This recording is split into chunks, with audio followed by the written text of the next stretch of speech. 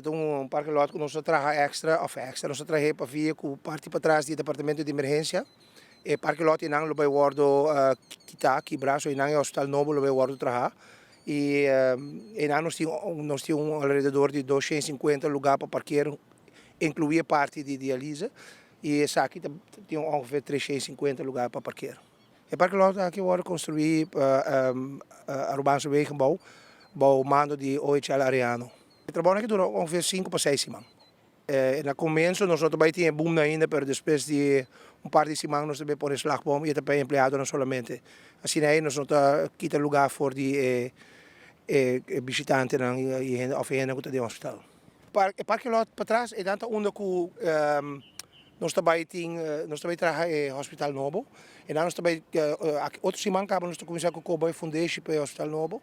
E assim que sai claro, nós queremos banda de nós precisamos quitar tudo tubo de afvoer que nós temos atrás. É challenge pouco grande para sobre de tubo que nós não está seguro. O hospital que não está trabalhando mais com 40 anos passar. Então pouco a pouco nós estamos indo adiante para Coba e aqui que tem bau de escola. Tem vários fiber optic que aí não se põe. Pero também tem nos tubo de corrente que também na parte nova não está a construir maneira nos parte do departamento de fisioterapia. De estudos zijn dan een challenge para nós exact onder nanta, pero a parte mais importante de parque lot para trás nanta, onde nós também está construindo nosso hospital novo. Nós estamos bezig agora aqui com parte de emergência sua entrada, completamente lobai, se outro semana acaba, nós estamos com as dry run de budget, já não são a o mesmo claro. E parte de onde a ambulância para o não também existe mais. Serão tudo também diante do departamento de fisioterapia, de reabilitação. E então onde nós também trabalhamos caminho com a ambulância também dentro.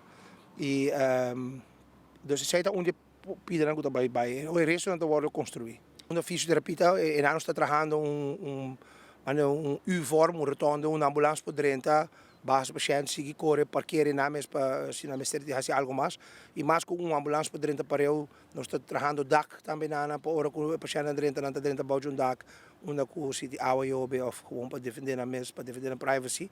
Passa via e gang na coutina fisioterapia, coutina functiekamers, e dentro do departamento de emergência de porta de memeia. Para minha porta, nós departamento de emergência nós seguimos usa para fazer triagem.